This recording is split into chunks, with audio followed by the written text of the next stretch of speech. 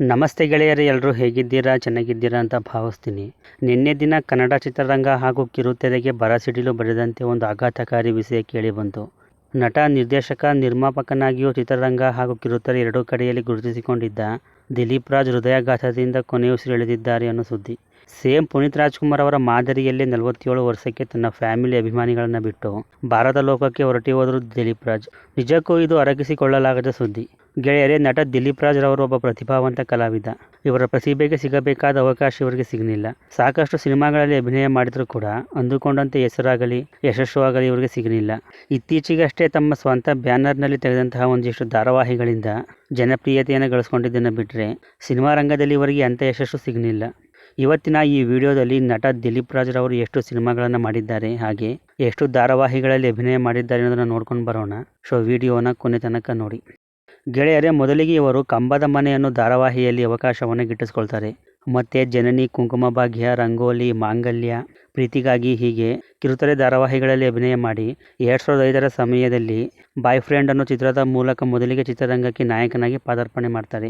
ಈ ಸಿನಿಮಾದಲ್ಲಿ ಹಾಡುಗಳು ಸೌಂಡ್ ಮಾಡೋದನ್ನು ಬಿಟ್ಟರೆ ಸಿನಿಮಾ ಹೇಳಿಕೊಳ್ಳುವಷ್ಟು ಯಶಸ್ಸು ಕಾಣಲ್ಲ. ನಂತರ 2005ರ ಸಮಯದಲ್ಲಿ ನನ್ನ ಲವ್ ಮಾಡ್ತೀಯಾ ಅನ್ನೋ ಸಿನಿಮಾದಲ್ಲಿ ಕಿರಣ್ ಅನ್ನೋ ಒಂದು ಪಾತ್ರವನ್ನು ಮಾಡಿರ್ತಾರೆ. 2006ರಲ್ಲಿ 7 o'clock ಅನ್ನೋ ಒಂದು ಸಿನಿಮಾದಲ್ಲಿ ಅಜಯ್ ಅನ್ನೋ ಒಂದು ಪಾತ್ರವನ್ನು ಮಾಡಿರ್ತಾರೆ. ಇದರಲ್ಲಿ ಮಿಥುನ್ ತೇಜಸ್ವಿ, ಪೂಜಾ ಕನ್ನವಾಲ್ ಅನ್ನುವರು ಲೀಡ್ನಲ್ಲಿ ಆ್ಯಕ್ಟ್ ಮಾಡಿರ್ತಾರೆ. 2007ರಲ್ಲಿ ಪುನೀತ್ ರಾಜ್ಕುಮಾರ್ ಅವರ ಕೆರಿಯರ್ನಲ್ಲಿ ಅತಿ ಹೆಚ್ಚು ಕಾಲ ಪ್ರದರ್ಶನ ಕಂಡಂತಹ ಮಿಲನ ಅನ್ನೋ ಒಂದು ಸಿನಿಮಾದಲ್ಲಿ ಹೇಮಂತ್ ಅನ್ನೋ ಒಂದು ಪಾತ್ರವನ್ನು ಇವರು ಮಾಡಿರ್ತಾರೆ. ಇದರಿಂದ ಸ್ವಲ್ಪ ಜನಗಳ ಗಮನ ಸೆಳೆದಿರ್ತಾರೆ. 2008ರಲ್ಲಿ ನೀನೇ ನೀನೇ ಅನ್ನೋ ಸಿನಿಮಾದಲ್ಲಿ ಆ್ಯಕ್ಟ್ ಮಾಡಿರ್ತಾರೆ. ಇದರಲ್ಲಿ ಸಮೀರ್ ದತ್ತಾನಿ ಮತ್ತು ಐಶ್ವರ್ಯ ನಾಗ್ ಅವರು ಲೀಡ್ನಲ್ಲಿ ಆ್ಯಕ್ಟ್ ಮಾಡಿರ್ತಾರೆ. 2009ರಲ್ಲಿ ನಿನಗಾಗಿ ಕಾದಿರುವೆ ಅನ್ನೋ ಸಿನಿಮಾದಲ್ಲಿ ಒಂದು ಪಾತ್ರವನ್ನು ಇವರು ಮಾಡಿರ್ತಾರೆ. ಇದರಲ್ಲಿ ವಿಶಾಲ್ ಹೆಗ್ಡೆ ಮತ್ತು ಪೂಜಾ ಗಾಂಧಿ ಲೀಡ್ನಲ್ಲಿ ಆ್ಯಕ್ಟ್ ಮಾಡಿರ್ತಾರೆ. 2009ರಲ್ಲಿ ಲವ್ ಗುರು ಅನ್ನೋ ಸಿನಿಮಾದಲ್ಲಿ ಅಭಿ ಅನ್ನೋ ಒಂದು ಪಾತ್ರವನ್ನು ಇವರು ಮಾಡಿರ್ತಾರೆ. ಇದರಲ್ಲಿ ತರುಣ್ ಚಂದ್ರ ಅವರ ಜೊತೆ ದಿಲೀಪ್ ರಾಜ್ ಕೂಡ ಹೀರೋ ಆಗಿ ಆ್ಯಕ್ಟ್ ಮಾಡಿದ್ದು, ಹೀರೋಯಿನ್ ಆಗಿ ರಾಧಿಕಾ ಪಂಡಿತ್ ಅವರು ಕಾಣಿಸ್ಕೊಂಡಿರೋದು ಇಲ್ಲಿ ವಿಶೇಷ. 2010ರಲ್ಲಿ ಕಿಲಾಡಿ ಕೃಷ್ಣ ಅನ್ನೋ ಸಿನಿಮಾದಲ್ಲಿ ಒಂದು ಪಾತ್ರವನ್ನು ಇವರು ಮಾಡಿರ್ತಾರೆ. ವಿಜಯ ರಾಘವೇಂದ್ರ ಹಾಗೂ ತೇಜಸ್ವಿನಿ ಲೀಡ್ನಲ್ಲಿ ಆ್ಯಕ್ಟ್ ಮಾಡಿರ್ತಾರೆ. ಮತ್ತು 2010ರಲ್ಲಿ ಗಾನಾ ಬಜಾನೋ ಅನ್ನೋ ಸಿನಿಮಾದಲ್ಲಿ ತರುಣ್ ಚಂದ್ರ, ದಿಲೀಪ್ ರಾಜು ಹಾಗೂ ರಾಧಿಕಾ ಪಂಡಿತ್ ರವರು 2ನೇ ಬಾರಿಗೆ ಒಟ್ಟಿಗೆ ಅಭಿನಯ ಮಾಡಿರ್ತಾರೆ. ಸುಗ್ರೀವ ಇದು 2010ರಲ್ಲಿ ತೆರೆಕಂಡ ಶಿವರಾಜ್ ಕುಮಾರ್ ಅವರ ಸಿನಿಮಾವಾಗಿರುತ್ತೆ. ಇದರಲ್ಲಿ ಶಿವಣ್ಣ ಅವ್ರ ಜೊತೆ ದಿಲೀಪ್ ರಾಜ್ ಆ್ಯಕ್ಟ್ ಮಾಡಿ ಸೈ ಎಣಿಸ್ಕೊಂಡಿರ್ತಾರೆ. ಮತ್ತು 2010ರಲ್ಲಿ ತೆರೆಕಂಡ ಪೊಲೀಸ್ ಕ್ವಾರ್ಟರ್ಸ್ ಅನ್ನೋ ಸಿನಿಮಾದಲ್ಲಿ ಇವರು ಒಂದು ಪಾತ್ರವನ್ನು ಮಾಡಿರ್ತಾರೆ. ಅನೀಸ್ ತೇಜೇಶ್ವರ್ ಹಾಗೂ ಶೋನು ಎನ್ನುವರು ಲೀಡ್ನಲ್ಲಿ ಆ್ಯಕ್ಟ್ ಮಾಡಿರ್ತಾರೆ. 2011ರಲ್ಲಿ ಐ ಆಮ್ ಸಾರಿ ಮತ್ತೆ ಬನ್ನಿ ಪ್ರೀತಿಸೋಣ ಅನ್ನೋ ಸಿನಿಮಾದಲ್ಲಿ ಒಂದು ಪಾತ್ರವನ್ನು ಇವರು ಮಾಡಿರ್ತಾರೆ. ಇದರಲ್ಲಿ ಲವ್ಲಿ ಸ್ಟಾರ್ ಪ್ರೇಮ್ ಹಾಗೂ ಕರಿಷ್ಮಾ ಖನ್ನಾ, ಸಂಜನಾ ಅವರು ಲೀಡ್ನಲ್ಲಿ ಆ್ಯಕ್ಟ್ ಮಾಡಿರ್ತಾರೆ. ಮತ್ತು 2011ರಲ್ಲಿ ಪಂಚಾಮೃತ ಅನ್ನೋ ಒಂದು ಸಿನಿಮಾದಲ್ಲಿ ಮನೋಹರ್ ಅನ್ನೋ ಒಂದು ಪಾತ್ರವನ್ನು ಇವರು ಮಾಡಿರ್ತಾರೆ. ಇದರಲ್ಲಿ ಶ್ರೀನಗರ ಕಿಟ್ಟಿ, ಪೂಜಾ ಗಾಂಧಿ, ಯಜ್ಞ ಶೆಟ್ಟಿ ಸೇರಿದಂತೆ ಸಾಕಷ್ಟು ಕಲಾವಿದರು ಅಭಿನಯ ಮಾಡಿರ್ತಾರೆ. 2012ರಲ್ಲಿ ಚಾಲೆಂಜ್ ಅನ್ನೋ ಸಿನಿಮಾದಲ್ಲಿ ಕಿಶೋರ್ ಅನ್ನೋ ಒಂದು ಪಾತ್ರವನ್ನು ಇವರು ಮಾಡಿರ್ತಾರೆ. ಇದರಲ್ಲಿ ದಿಲೀಪ್ ರಾಜ್ ಸೇರಿದಂತೆ ಸಾಕಷ್ಟು ಕಲಾವಿದರು ಅಭಿನಯ ಮಾಡಿರ್ತಾರೆ. 2013ರಲ್ಲಿ ಬರ್ಫಿ ಅನ್ನೋ ಸಿನಿಮಾದಲ್ಲಿ ಇವರು ಒಂದು ಪಾತ್ರವನ್ನು ಮಾಡಿರ್ತಾರೆ. ಇದರಲ್ಲಿ ದಿಗಂತ್ ಮತ್ತು ಭಾಮರ್ ಅವರು ಲೀಡ್ನಲ್ಲಿ ಆ್ಯಕ್ಟ್ ಮಾಡಿರ್ತಾರೆ.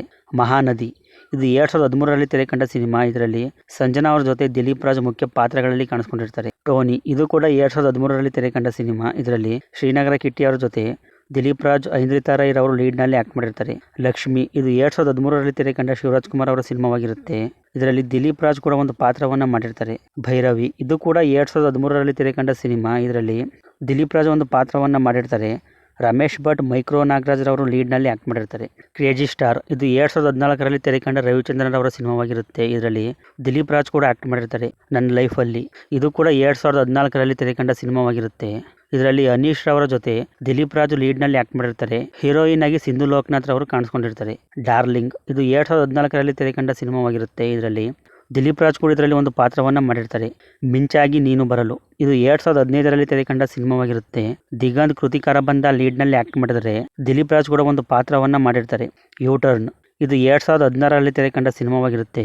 ಪವನ್ ಕುಮಾರ್ ನಿರ್ದೇಶನದಲ್ಲಿ ಮೂಡಿಬಂದಿದ್ದ ಈ ಸಿನಿಮಾದಲ್ಲಿ ಶ್ರದ್ಧಾ ಶ್ರೀನಾಥ್, ರಾಧಿಕಾ ಚೇತನ್ ಹಾಗೂ ದಿಲೀಪ್ ರಾಜ್ ರವರು ಮುಖ್ಯ ಪಾತ್ರಗಳಲ್ಲಿ ಅಭಿನಯ ಮಾಡಿರ್ತಾರೆ.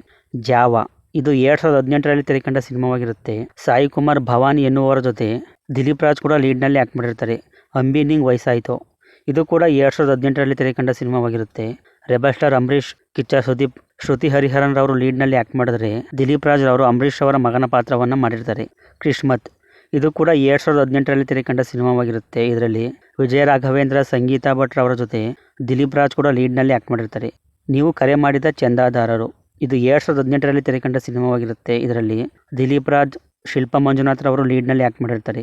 ಲೂಟಿ ಇದು ಕೂಡ 2018ರಲ್ಲಿ ತೆರೆಕಂಡ ಸಿನಿಮಾವಾಗಿರುತ್ತೆ. ಇದರಲ್ಲಿ ಇಸಾ ಕೊಪ್ಪಿಕಾನ್, ಧ್ರುವ ಶರ್ಮಾ, ಶ್ವೇತಾ ಪಂಡಿತ್ ರವರು ಲೀಡ್ನಲ್ಲಿ ಆ್ಯಕ್ಟ್ ಮಾಡಿದರೆ ದಿಲೀಪ್ ರಾಜ್ ಕೂಡ ಒಂದು ಪಾತ್ರವನ್ನು ಮಾಡಿರ್ತಾರೆ.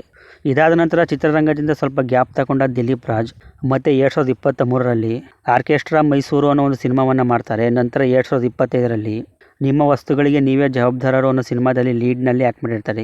ಮತ್ತು 2026ರಲ್ಲಿ ಡಾರ್ಲಿಂಗ್ ಕೃಷ್ಣರವರ ಲವ್ ಮಾಕ್ಟೇಲ್ 3 ಅನ್ನೋ ಸಿನಿಮಾದಲ್ಲಿ ಅಜಯ್ ಅನ್ನೋ ಒಂದು ಪಾತ್ರವನ್ನು ಇವರು ಮಾಡಿರ್ತಾರೆ. ಇವಿಷ್ಟು ಇವರು ಚಿತ್ರರಂಗದಲ್ಲಿ ಗುರುತಿಸಿಕೊಂಡಂತಹ ಸಿನಿಮಾಗಳಾಗಿರ್ತವೆ. ಇನ್ನು ಕಿರುತೆರೆ ಧಾರಾವಾಹಿಗಳ ಲೀಸ್ಟ್ ನೋಡೋಣ ಬನ್ನಿ. 1996-97ರ ಸಮಯದಲ್ಲಿ ಕಂಬದಮ್ಮನೆ ಅನ್ನೋ ಸೀರಿಯಲ್ನಲ್ಲಿ ಇವರು ಮೊದಲಿಗೆ ಅವಕಾಶವನ್ನು ಗಿಟ್ಟಿಸ್ಕೊಳ್ತಾರೆ.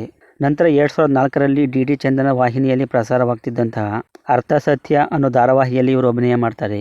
ಉದಯ ಟಿವಿಯಲ್ಲಿ 2004ರ ಸಮಯದಲ್ಲಿ ಪ್ರಸಾರವಾಗ್ತಿದ್ದಂತಹ ಮಾಂಗಲ್ಯ ಹಾಗೂ ಕುಂಕುಮ ಭಾಗ್ಯ, 2005ರ ಸಮಯದಲ್ಲಿ ರಂಗೋಲಿ, 2006ರಲ್ಲಿ ಪ್ರೀತಿ ಇಲ್ಲದ ಮನೆ, 2007ರಲ್ಲಿ ETV ಕನ್ನಡದಲ್ಲಿ ಪ್ರಸಾರವಾಗ್ತಿದ್ದಂತಹ ಮಳೆಬಿಲ್ಲು, ಪ್ರೀತಿಗಾಗಿ, ಮನೆತನ, 2013ರಲ್ಲಿ ಪುರುಷೋತ್ತಮ ಹಾಗೆ ಅಮ್ಮ ನಿನಗಾಗಿ, 2016ರಲ್ಲಿ ಜಸ್ಟ್ ಮಾತ್ಮಾತಲ್ಲಿ, 2017ರಲ್ಲಿ ವಿದ್ಯಾವಿನಾಯಕ, 2018ರಲ್ಲಿ ಪಾರು. ಹೀಗೆ ಸಾಕಷ್ಟು ಧಾರಾವಾಹಿಗಳಲ್ಲಿ ಅಭಿನಯ ಮಾಡಿಕೊಂಡು ಬಂದಂತಹ ದಿಲೀಪ್ ರಾಜ್ರವರು ಮುಂದೆ ತಾವೇ ಒಂದು ಹೋಮ್ ಬ್ಯಾನರ್ ಮಾಡಿ ಧಾರಾವಾಹಿಗಳನ್ನು ನಿರ್ಮಾಣ ಮಾಡಲು ಶುರು ಮಾಡ್ತಾರೆ. 2021ರ ಸಮಯದಲ್ಲಿ ಜಿ ಕನ್ನಡದಲ್ಲಿ ಪ್ರಾರಂಭವಾದಂತಹ ಹಿಟ್ಲರ್ ಕಲ್ಯಾಣ ಅನ್ನೋ ಧಾರಾವಾಹಿಯನ್ನು ತಾವೇ ಪ್ರೊಡ್ಯೂಸ್ ಮಾಡಿರ್ತಾರೆ. ಇದರಿಂದ ತುಂಬ ಹೆಸರು ಮಾಡ್ತಾರೆ ಕೂಡ. ನಂತರ ಬ್ರಹ್ಮಗಂಟು ಅನ್ನೋ ಧಾರಾವಾಹಿಯನ್ನು ನಿರ್ಮಾಣ ಮಾಡುವುದರ ಜೊತೆಗೆ ತಾವೇ ನಿರ್ದೇಶನ ಕೂಡ ಮಾಡ್ತಾರೆ. 2025ರಲ್ಲಿ ಪ್ರಾರಂಭವಾದ ವಧು ಅನ್ನೋ ಧಾರಾವಾಹಿಯನ್ನು ನಿರ್ಮಾಣ ಮಾಡಿದರೆ ಈಗ ಸದ್ಯ ಜಿ ಕನ್ನಡದಲ್ಲಿ ಪ್ರಸಾರವಾಗ್ತಿದ್ದಂತಹ ಕೃಷ್ಣ ರುಕ್ಕು ಅನ್ನೋ ಧಾರಾವಾಹಿಯನ್ನು ನಿರ್ಮಾಣ ಮಾಡಿ ಜೊತೆಗೆ ಅವರೇ ನಿರ್ದೇಶನ ಕೂಡ ಮಾಡ್ತಾಯಿದ್ರು. ಗೆಳೆಯರೇ, ಇಷ್ಟೇ ಅಲ್ಲದೆ ಡಬ್ಬಿಂಗ್ ಆರ್ಟಿಸ್ಟ್ ಆಗಿಯೂ ಕೂಡ ಇವರು ಚಿತ್ರರಂಗಕ್ಕೆ ಸೇವೆ ಸಲ್ಲಿಸಿದ್ದಾರೆ. 2004ರಲ್ಲಿ ತೆರೆಕಂಡ ಸೃಷ್ಟಿ ಅನ್ನೋ ಒಂದು ಸಿನಿಮಾದಲ್ಲಿ ನಾಗೇಂದ್ರ ಪ್ರಸಾದ್ ರವರ ಪಾತ್ರಕ್ಕೆ, 2005ರಲ್ಲಿ ತೆರೆಕಂಡ ಒಲವೆ ಅನ್ನೋ ಸಿನಿಮಾದಲ್ಲಿ ಒಂದು ಪಾತ್ರಕ್ಕೆ, 2009ರಲ್ಲಿ ತೆರೆಕಂಡ ಪರಿಚಯ ಅನ್ನೋ ಸಿನಿಮಾದ ಒಂದು ಪಾತ್ರಕ್ಕೆ, 2007ರಲ್ಲಿ ತೆರೆಕಂಡ ಆ ದಿನಗಳು ಅನ್ನೋ ಸಿನಿಮಾದ ಹೀರೋ ಪಾತ್ರಕ್ಕೆ, ಹಾಗೆ 2008ರಲ್ಲಿ ತೆರೆಕಂಡ ಅಂತೂ ಇಂತೂ ಪ್ರೀತಿ ಬಂತು ಅನ್ನೋ ಸಿನಿಮಾದ ಆದಿತ್ಯ ಬಾಬುರವರ ಪಾತ್ರಕ್ಕೆ. ಈ ಎಲ್ಲ ಪಾತ್ರಗಳಿಗೂ ತಮ್ಮ ಧ್ವನಿ ನೀಡುವುದರ ಮುಖಾಂತರ ಡಬ್ಬಿಂಗ್ ಆರ್ಟಿಸ್ಟ್ ಆಗಿಯೂ ಕೂಡ ಇವರು ಚಿತ್ರರಂಗಕ್ಕೆ ಸೇವೆಯನ್ನು ಸಲ್ಲಿಸಿದ್ದಾರೆ. ಇಷ್ಟೆಲ್ಲ ಶ್ರಮ ಇದ್ದರೂ ಕೂಡ ಇವರಿಗೆ ಸಿಗಬೇಕಾದ ಸ್ಥಾನ, ಗೌರವ ಇವರಿಗೆ ಸಿಗಲಿಲ್ಲ ಅನ್ನೋದೇ ಬೇಜಾರಿನ ಸಂಗತಿ. ಒಬ್ಬ ಹೀರೋಗೆ ಬೇಕಾದ ಎಲ್ಲ ಅಂಶಗಳು ಇವರಲ್ಲಿದೆ. ಡ್ಯಾನ್ಸ್, ಲುಕ್, ಆ್ಯಕ್ಟಿಂಗ್ ಎಲ್ಲ. ಬರೀ ಪ್ರತಿಭೆ ಇದ್ದರೆ ಸಾಕಾಗಲ್ಲ, ಅದೃಷ್ಟನೂ ಬೇಕು ಅನ್ನೋ ಮಾತು ಸತ್ಯ ಅನಿಸುತ್ತೆ ಇವ್ರ ಬಗ್ಗೆ ತಿಳ್ಕೊಂಡಾಗ. ದಿಲೀಪ್ ರಾಜ್ ಅವರ ಹೆಂಡತಿ ಮಕ್ಕಳಿಗೆ ಆ ನೋವನ್ನು ಭರಿಸುವಂತಹ ಶಕ್ತಿ ಪರಮಾತ್ಮ ಕೊಡಲಿ ಅಂತ ಕೇಳ್ಕೊಳ್ತೀನಿ. ವಿಡಿಯೋ ಇಲ್ಲಿ ತನಕ ನೋಡಿದರೆ ಓಂ ಶಾಂತಿ ಅಂತ ಕಮೆಂಟ್ ಮಾಡಿ. ಸಿಗೋಣ ಮುಂದಿನ ವಿಡಿಯೋದಲ್ಲಿ. ಬಾಯ್.